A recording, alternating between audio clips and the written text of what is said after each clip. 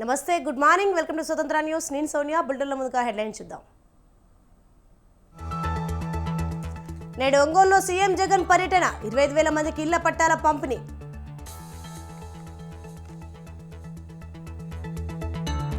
నేడు పొత్తులపై ఏపీ కాంగ్రెస్ వామపక్షాల భేటీ, శర్మతో భేటీ కనున్న రామకృష్ణ శ్రీనివాసరావు.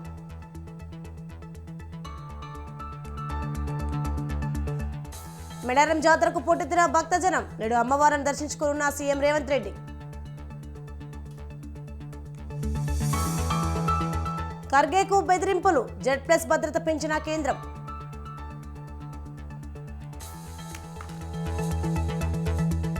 నేడు భారత్ బంద్కు రైతు సంఘాల పిలుపు, అమిత్ షా రాజీనామా చేయాలని డిమాండ్.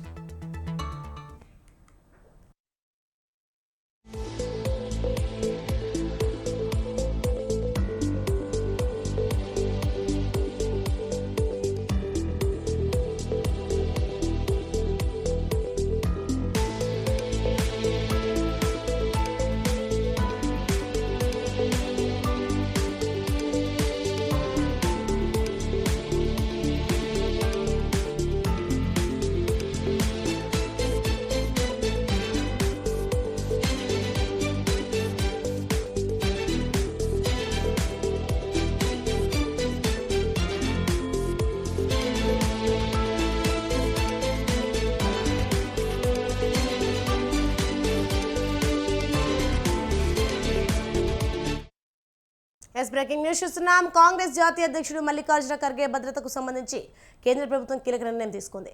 ఆయనకు జెడ్+ భద్రత కల్పించినట్లు కేంద్ర హోంమంత్రిత్వ శాఖ వర్గాలు వెల్లడించాయి. ఖర్గే భద్రతకు సంబంధించి వచ్చిన నివేదికపై ఇటీవల సమీక్షించి తాజా నిర్ణయం తీసుకున్నట్లు సమాచారం. దీంతో ఇక నుంచి ఖర్గేకు సిఆర్పీఎఫ్ కమాండోలు భద్రతగా ఉండనున్నారు. దేశంలో ప్రముఖ వ్యక్తులకు పొంచి ఉన్న ముప్పు ఆధారంగా సమీక్షించి ఆయా వ్యక్తులకు XYY+, ZZ+ భద్రతను కేంద్ర హోంమంత్రిత్వ శాఖ కల్పిస్తుంటుంది. ఈ భద్రతను ఎప్పటికప్పుడు సమీక్షించి తదుపరి చర్యలు చేపడుతుంటుంది.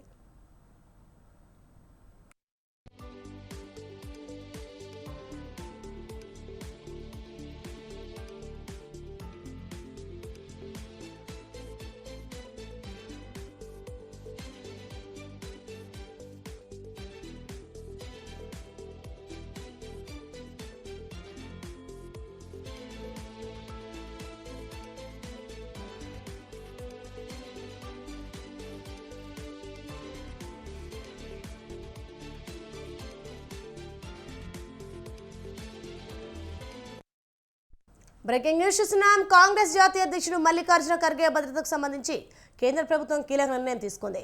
ఆయనకు జెడ్+ భద్రత కల్పించినట్లు కేంద్ర హోంమంత్రిత్వ శాఖ వర్గాలు వెల్లడించాయి. ఖర్గే భద్రతకు సంబంధించి వచ్చిన నివేదికపై ఇటీవల సమీక్షించి తాజా నిర్ణయం తీసుకున్నట్లు సమాచారం. దీంతో ఇక నుంచి ఖర్గేకు సిఆర్పీఎఫ్ కమాండోలు భద్రతగా ఉండనున్నారు. దేశంలో ప్రముఖ వ్యక్తులకు పొంచి ఉన్న ముప్పు ఆధారంగా సమీక్షించి ఆయా వ్యక్తులకు XYY+, ZZ+ భద్రతను కేంద్ర హోంమంత్రిత్వ శాఖ కల్పిస్తుంటుంది.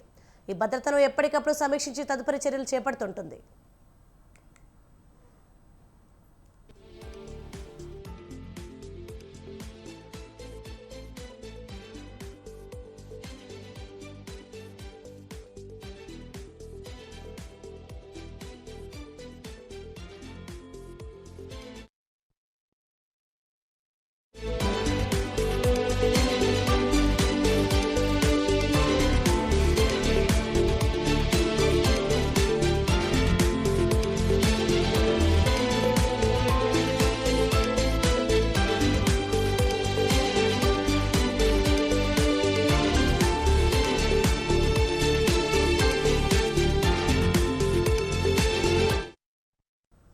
బులెటిన్లో మనకు బ్రేకింగ్ న్యూస్ చూస్తున్నాం. కాకినాడ జిల్లా ముమ్మిడివరం నియోజకవర్గం తాళరేవు వైసీపీలో వర్గ విభేదాలు బగ్గుమన్నాయి. ఎమ్మెల్యే పొన్నాడ తీర్పై స్థానిక ఎంపీపీ తీవ్ర అసంతృప్తి వ్యక్తం చేశారు. తాళరేవు మండలం వేమవరంలో వాలంటీర్లకు వందనం కార్యక్రమానికి స్థానిక ఎంపీపీ రాయుడు సునీత గంగాధర్ను పిలవకపోవడంతో విభేదాలు బయటపడ్డాయి. దళిత మహిళలు కాబట్టే తమకు ప్రాధాన్యత ఇవ్వడం లేదంటూ ఆమె తీవ్ర ఆవేదన వ్యక్తం చేశారు. పార్టీలో తమకు సరైన గౌరవం ఇవ్వడం లేదంటూ ఆగ్రహం వ్యక్తం చేశారు. యానాంకు చెందిన ఒక వ్యక్తిని వెనుక వేసుకుని తిరిగితే తాళరేవులో ఒక్క ఓటు కూడా పడదంటూ హెచ్చరించారు. ప్రోటోకాల్ పాటించిన అధికారులపై చర్యలు తీసుకోవాలని ఆమె డిమాండ్ చేశారు. జీవావరంలో ఒక పెద్ద కార్యక్రమం వాలంటీర్స్ కార్యక్రమం జరిగింది. ఆ కార్యక్రమానికి నాకు ఎటువంటి కౌరు రాలేదు. రాకపోయినప్పటికీ కూడా నువ్వు ఎందుకు రాలేదు అని కూడా మా శాసనసభ్యులు ఎమ్మెల్యే పొన్నాడు వెంకట సతీష్ గారు కూడా తిరిగి నాకు కాల్ చేయడం కూడా జరగలేదు. పార్టీలో ఎంతో కష్టపడి వేలాది రూపాయలు వెచ్చించుకుని కూడా మేము పార్టీలో ఎంతో కష్టపడి పనిచేసాం. పనిచేసినందుకు ఎటువంటి గౌరవం లేదు, ఒక విలువ లేదు. ఏదైనా కార్యక్రమాల్లో ఒక ప్రోటోకాల్ కూడా పద్ధతి లేదు. ఒక జడ్పీటీసీ సాగర్ గారు గానీ, ఏఎంసీ చైర్మన్ గారు గానీ, ఎంపీటీసీలకు గానీ, సర్పంచ్లకు గానీ ఎటువంటి కూడా ప్రోటోకాల్ కూడా పాటించట్లేదు. ఇది ఎంతవరకు సమంజసమని నేను అడుగుతున్నాను. ఒక మహిళగా నన్ను ఇంతగా బాధ పెడుతుంటే, నాకే ఒక ఎంపీపీగా ఉన్నా నాకే ఇంత అవమానం జరుగుతుంటే నాకెంత పనిచేసిన కార్యకర్తలు ఏమైపోతారు? నాకెంత పనిచేసిన వాళ్ళకి నేను ఏ సమాధానం చెప్పను. ఇక్కడ తాళర మండలం ఎంతో మంది నాయకులు మరి పనిచేయడం జరిగింది. సో ఈ రోజు మరి తాళర మండలంలో పరిస్థితి ఏ విధంగా ఉంది అంటే, ఎవరైతే మరి 2011 నుంచి పార్టీకి పనిచేసి మరి ఉన్నటువంటి సీనియర్ నాయకులందరినీ కూడా ఈ రోజు కొంతమంది వ్యక్తులు పక్కదోవ పట్టించి ఎమ్మెల్యే గారి దగ్గర చెప్పడం, ఎమ్మెల్యే గారు మరి అవన్నీ కూడా ఆలోచించుకోకుండా ఈ రోజు పార్టీలో సీనియర్ నాయకులు అయినటువంటి మమ్మల్ని పక్కన పెట్టే విధంగా మరి ఈ రోజు వ్యవహార శైలి అనేది ముందుకు వెళ్తూ ఉంది. మరి ఈ రోజు చూసుకున్నట్లయితే మరి తాళర మండలంలో పరిస్థితి మరి కొంతమంది ఓట్లు లేని వ్యక్తులు మరి బాగా ప్రభావితం చేస్తున్నారు. మరి 2019లో పార్టీని మరి ఓడించడానికి ప్రయత్నం చేసినటువంటి సీతారాంపురం చెందిన ఒక వ్యక్తి మరి తన యొక్క గుప్పట్లోకి పార్టీని తీసుకుని మరి పార్టీలోనే అదేవిధంగా ప్రభుత్వ కార్యక్రమాల్లో కూడా అతను విలీనమయ్యి. విజయవాడలో జరిగిన టీడీపీ జనసేన సమన్వయ కమిటీ సమావేశంలో కీలక అంశాలపై చర్చించారు. ఈ నెల 28వ తేదీన తాడేపల్లిగూడెంలో టీడీపీ జనసేన కలిసి భారీ బహిరంగ సభ నిర్వహించాలని నిర్ణయించారు. తాడేపల్లిగూడెం సభకు టీడీపీ అధినేత చంద్రబాబుతో పాటు జనసేన చీఫ్ పవన్ కళ్యాణ్ హాజరు కానున్నారు. తాడేపల్లిగూడెం సభ వేదికగా కీలక ప్రకటన చేసే అవకాశం ఉందనే చర్చ సాగుతోంది. సమన్వయ కమిటీ సమావేశంలో 2 తీర్మానాలకు ఆమోదం లభించింది. పొత్తును స్వాగతించిన టీడీపీ జనసేన కేడర్ను అభినందిస్తూ తీర్మానం చేశారు. మీడియాపై దాడులను తప్పుడు పడుతూ సమన్వయ కమిటీ 2వ తీర్మానం చేసింది.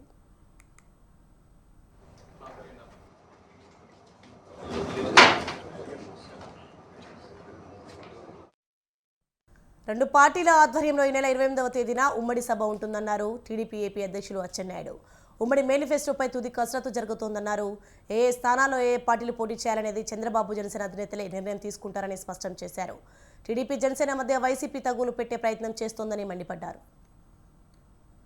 ప్రజానీకానికి రెండు పార్టీల అధ్యక్షులు కలిసి ఒక సమావేశం పెట్టి ప్రజానీకానికి మెసేజ్ ఇవ్వాలని చెప్పి అనుకున్నాం. కొంత ఆలస్యమైంది, కారణాలన్నీ కూడా తెలుసు.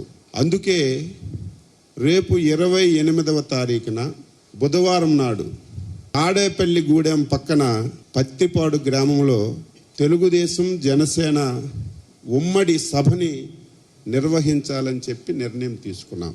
భారీ ఎత్తున ఇంతవరకు ఆంధ్రప్రదేశ్ చరిత్రలో ఇంతవరకు ఏ సభ జరగని విధంగా సభని జరపాలని చెప్పి నిర్ణయం ఇప్పుడే మీటింగ్లో చేసుకున్నాం. ఈ సభను నిర్వహించడానికి తెలుగుదేశం పార్టీ నుంచి జనసేన నుంచి ఆరుగురిని కలిసి ఒక కమిటీ వేసుకొని ఆ సభని ఏర్పాట్లు కానీ పర్యవేక్షణ కానీ చేయాలని చెప్పి నిర్ణయం చేశాం.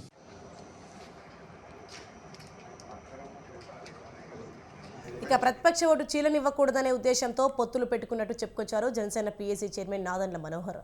సమన్వయ లోపం లేకుండా 2 పార్టీలు ఎన్నికలకు వెళ్లబోతున్నామన్నారు. అవసరమైతే త్యాగాలు కూడా చేయక తప్పదని చంద్రబాబు పవన్ సూచించారని తెలిపారు. బై బై వైసీపీ అనేది ఓ నినాదంగా మారాలన్న నాదెండ్ల 2 నెలల్లో వైసీపీ నుంచి విముక్తి లభించాలన్నారు.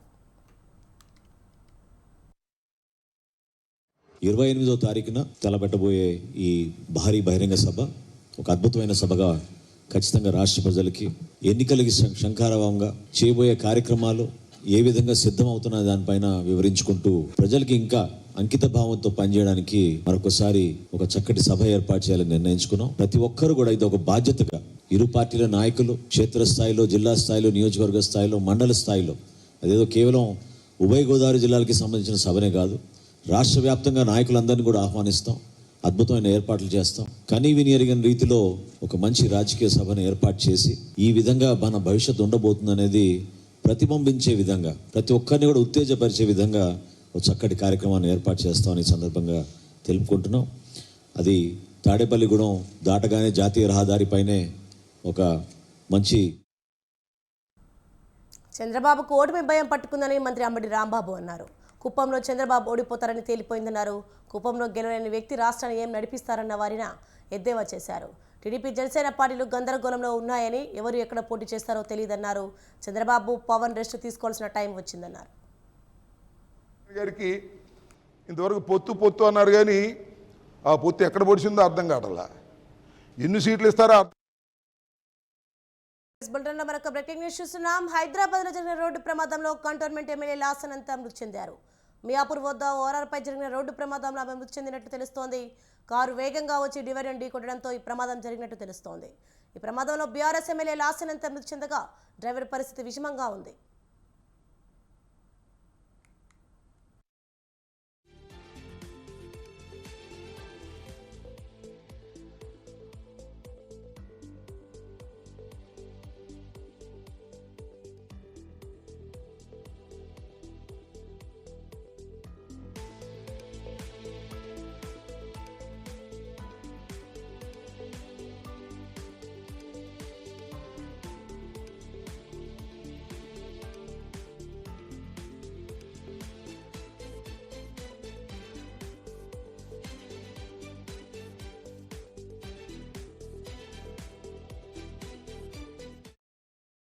బ్రేకింగ్ న్యూస్ చూస్తున్నాం. హైదరాబాద్లో జరిగిన రోడ్డు ప్రమాదంలో కంటోన్మెంట్ ఎమ్మెల్యే లాసనంతా మృతి చెందారు.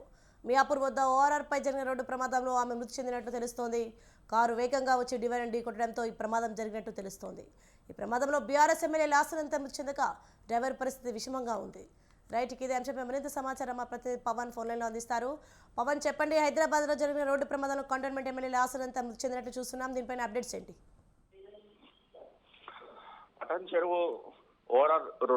ఓవరాల్ పైన MLA Cantonment MLA Lasya Nanditha car ప్రమాదంలో చనిపోయింది. అయితే అదుపు తప్పి ఒక డ్రైవరు ఓవరాల్ పైన రోడ్డు పక్కన ఉన్న ఒక డివైడర్ ఢీ కొట్టడంతో ఈ యొక్క డ్రైవర్ కు తీవ్ర గాయాలు కావడం, అంతేకాకుండా ఎమ్మెల్యే కారులో ప్రయాణిస్తూ మృతి చెందింది. అయితే మొత్తానికి చూస్తే మాత్రము ఇదంతా కూడా చాలా ర్యాష్ డ్రైవింగ్ వల్లనే ఒక ప్రమాదం చోటు చేసుకున్నట్లుగా దీనికి సంబంధించి అక్కడ చెప్తున్న పరిస్థితి కనిపిస్తుంది. కారు అదుపు తప్పి డివైడర్ ను ఢీ కొట్టడంతో కారులో ఎమ్మెల్యే చనిపోయారు. అయితే దీనికి సంబంధించి కూడా ప్రెసిడెంట్ ఒక డెడ్ బాడీని కూడా ఆసుపత్రికి కూడా తరలించారు. ప్రజెంట్ పోలీసులు కూడా అక్కడికి చేరుకున్నారు.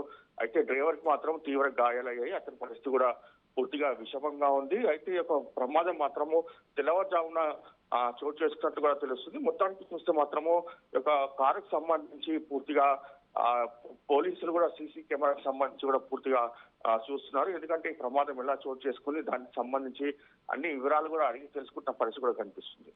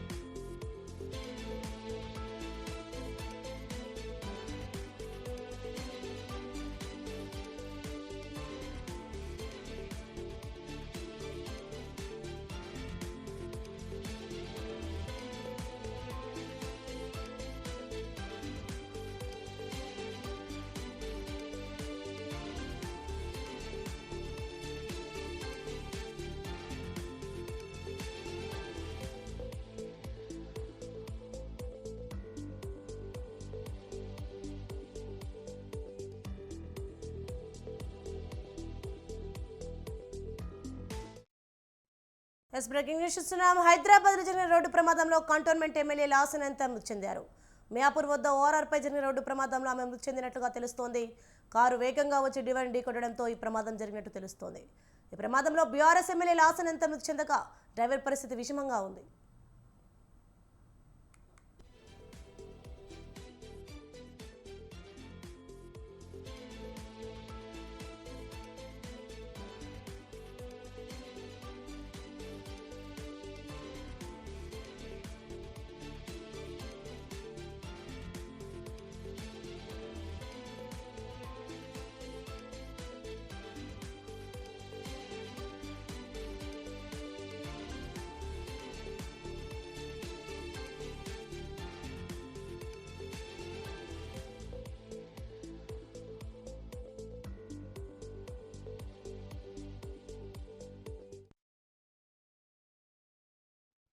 హైదరాబాద్లో జరిగిన రోడ్డు ప్రమాదంలో కంటోన్మెంట్ ఎమ్మెల్యే లాసినంత మృతి చెందారు. మియాపూర్ వద్ద ఓఆర్ఆర్పై జరిగిన రోడ్డు ప్రమాదంలో ఆమె మృతి చెందినట్లుగా తెలుస్తోంది. కారు వేగంగా వచ్చి డివైడర్ ఢీకొట్టడంతో ఈ ప్రమాదం జరిగినట్లుగా తెలుస్తోంది. ఈ ప్రమాదంలో బీఆర్ఎస్ ఎమ్మెల్యే లాసినంత మృతి చెందగా డ్రైవర్ పరిస్థితి విషమంగా ఉంది.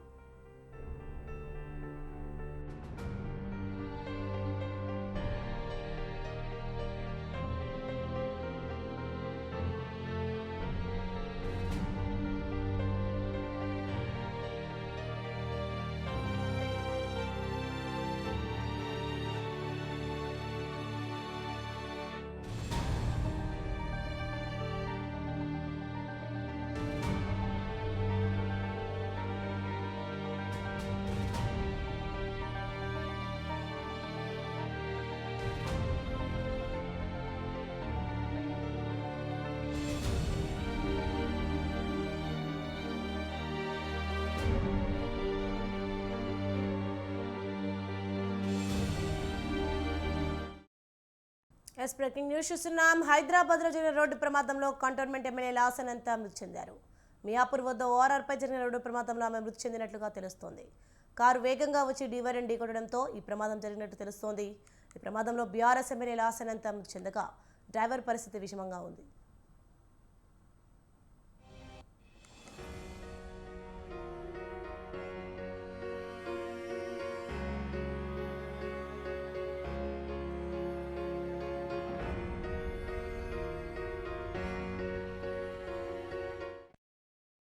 బ్రేకింగ్ న్యూస్ చూస్తున్నాం. హైదరాబాద్లో జరిగిన రోడ్డు ప్రమాదంలో కంటోన్మెంట్ ఎమ్మెల్యే లాసినంత మృతి చెందారు. ఓఆర్ఆర్పై జరిగిన రోడ్డు ప్రమాదంలో మృతి చెందినట్లుగా తెలుస్తోంది. కారు వేగంగా వచ్చి డివైడర్ ఢీకొట్టడంతో ఈ ప్రమాదం జరిగినట్టు తెలుస్తోంది. ఈ ప్రమాదంలో బీఆర్ఎస్ ఎమ్మెల్యే లాసినంత మృతి చెందగా డ్రైవర్ పరిస్థితి విషమంగా ఉంది. రైట్, ఇదే అంశంపై మరింత సమాచారం మా ప్రతినిధి సవీన్ ఫోన్లలో అందిస్తారు. సవీన్, ఈ ప్రమాదానికి గల పూర్తి అప్డేట్స్ ఏంటి? ఇటీవల కాలంలో నల్గొండలో జరిగిన బీఆర్ఎస్ పార్టీ సభకు వెళ్ళినప్పుడు కూడా లాసనందిత కారు ప్రమాదానికి గురైంది.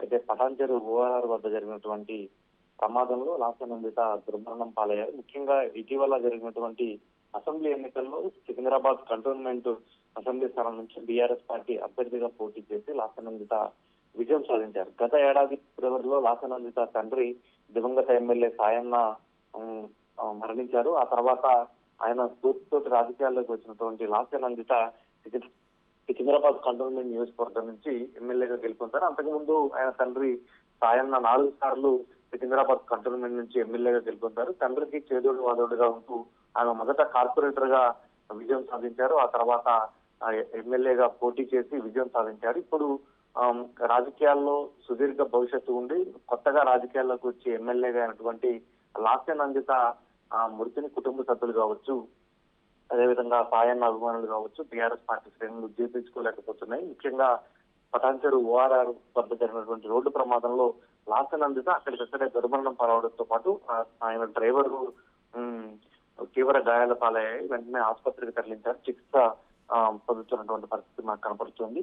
ఇంకా ఈ ప్రమాదానికి గల కారణాలకు పోలీసులు కేసు నమోదు చేసుకుని దర్యాప్తు చేస్తున్నారు. ప్రమాదానికి పూర్తి కారణాలు పోలీసులు వెల్లడించే అవకాశం మాత్రం మనకు కనపడుతుంది.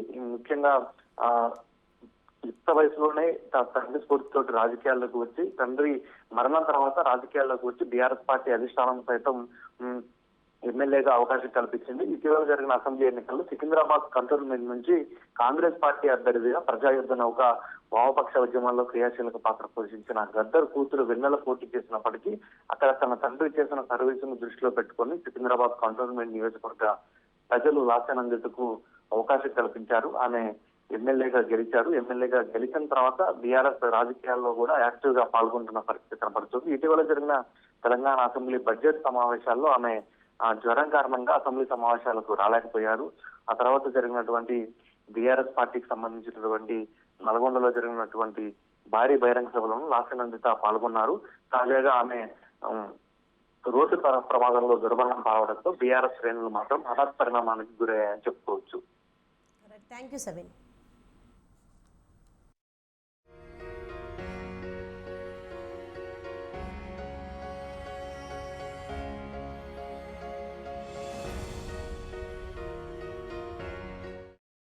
SCKV Bulletin Updates. For more updates, keep watching Swatandhra News.